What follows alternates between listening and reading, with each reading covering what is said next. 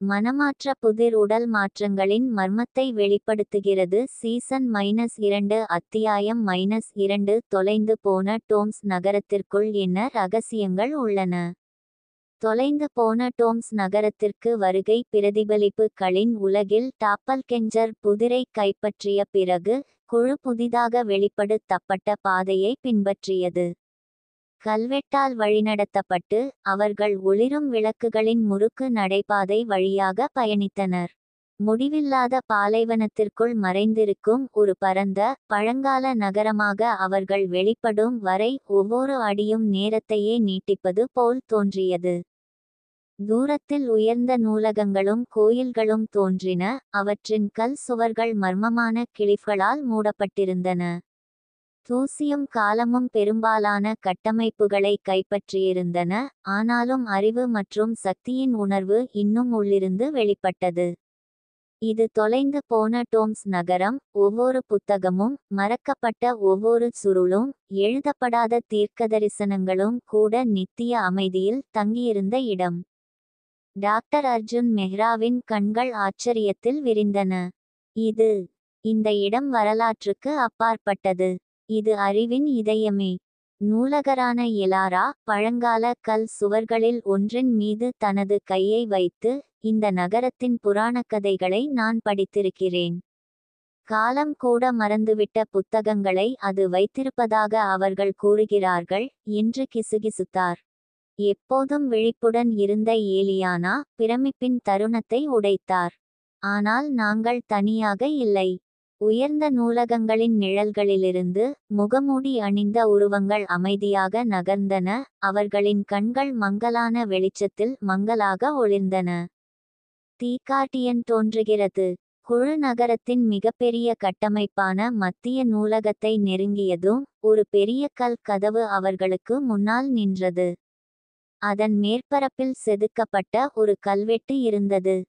நுழைய மறக்கப்பட்ட அறிவின் பாதுகாவலரை தேடுங்கள். திடீரென்று காற்று நடுங்கியது. நூலகத்தின் ஆழத்திலிருந்து ஒரு உயரமான நிறமாலை உருவம் வெளிப்பட்டது. சுழலும் மூடுபனியால் மூடப்பட்ட ஒரு உயிரினம். அதன் வடிவம் தண்ணீரில் மை போல மாறுகிறது. அதன் கண்கள் வெள்ளி ஒளியின் ஆழமான குளங்கள் குழுவின் மீது நிலைத்திருந்தன. நான் மறக்கப்பட்ட அறிவின் பாதுகாவலர், அது இடிபாடுகள் வழியாக எதிரொலிக்கும் குரலில் பேசியது. உள்ளே மறைந்திருக்கும் ஞானத்தை நீங்கள் தேடுகிறீர்கள், ஆனால் அறிவு கொடுக்கப்படுவதில்லை, அது சம்பாதிக்கப்பட வேண்டும். குழு உள்ளுணர்வாக தங்கள் நிலைப்பாட்டை இறுக்கிக் கொண்டது. நாம் என்ன செய்ய வேண்டும்? அனன்யா தனது குரலில் உறுதியாக கேட்டார்.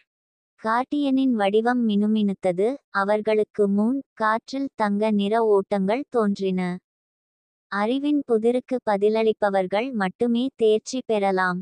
புத்திசாலித்தனமாக தேர்ந்தெடுங்கள், ஏனென்றால் தவறான பதில் உங்களுக்கு மிகவும் விலை உயர்ந்ததாக இருக்கும்.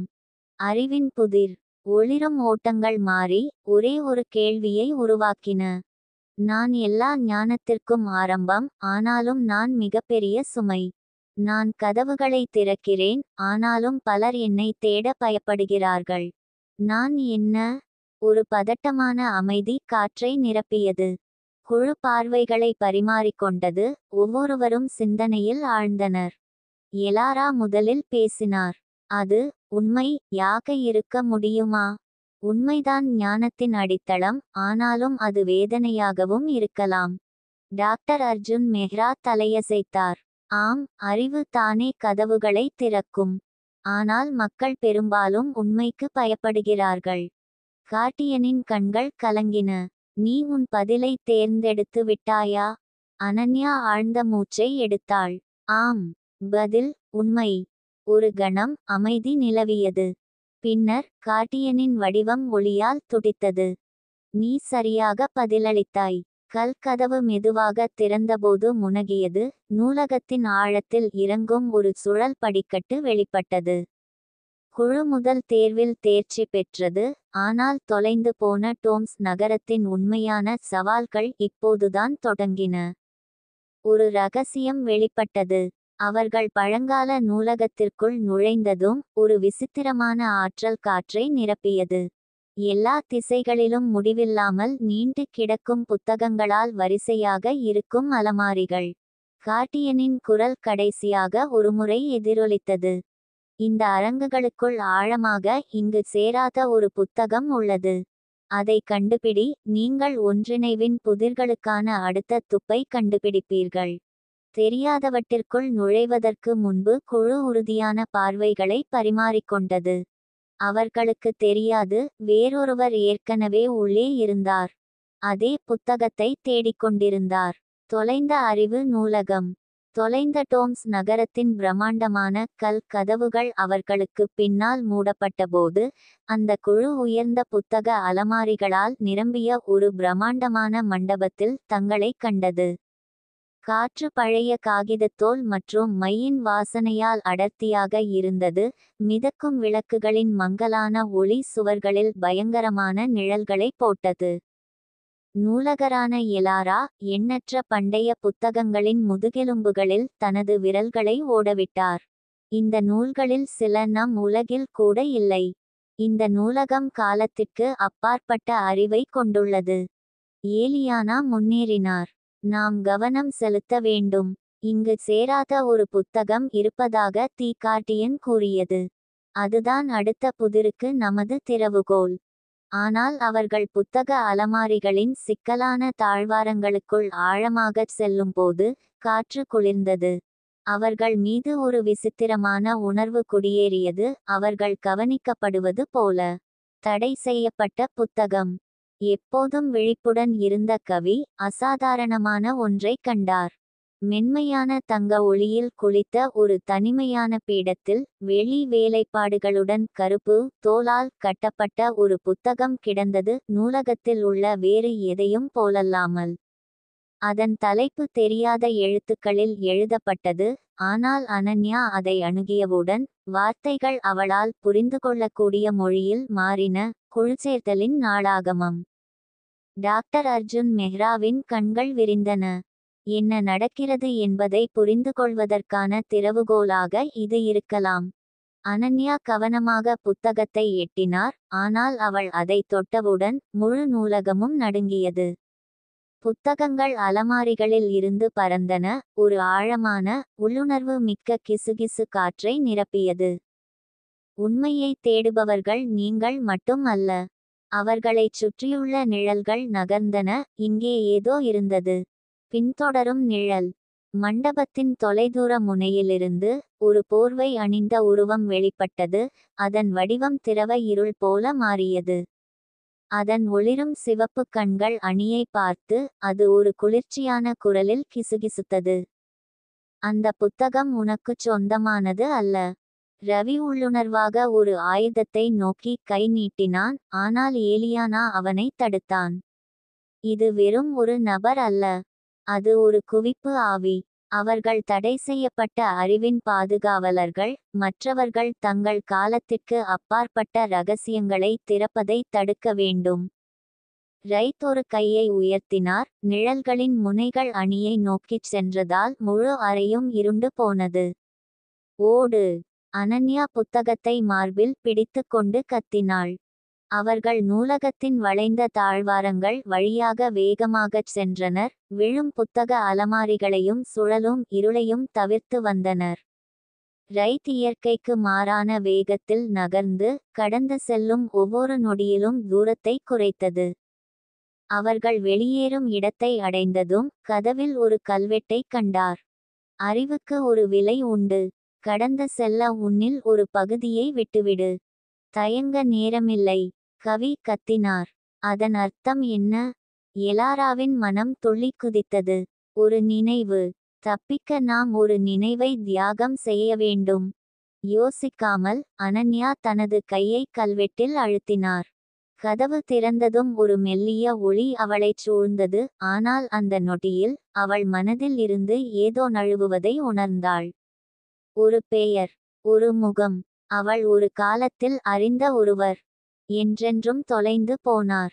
கதவுகள் அவர்களுக்கு பின்னால் சாத்தப்பட்டவுடன் அணி வெளியேறும் வழியாக வெடித்தது. ரைத்தின் ஆவேசமான அலறல் காற்றில் எதிரொலித்தது. பின்னர் அமைதியில் மறைந்தது.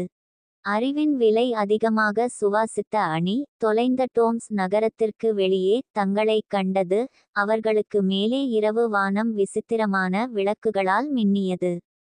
அனன்யா குழப்பத்துடன் தலையை பற்றி கொண்டாள். ஏதோ காணவில்லை, யாரை என்று எனக்கு நினைவில் இல்லை, ஆனால் நான் எதையோ இழந்துவிட்டேன். ஏலியானா தோளில் ஒரு கையை வைத்தாள். அறிவுக்கு எப்போதும் ஒரு விலை உண்டு.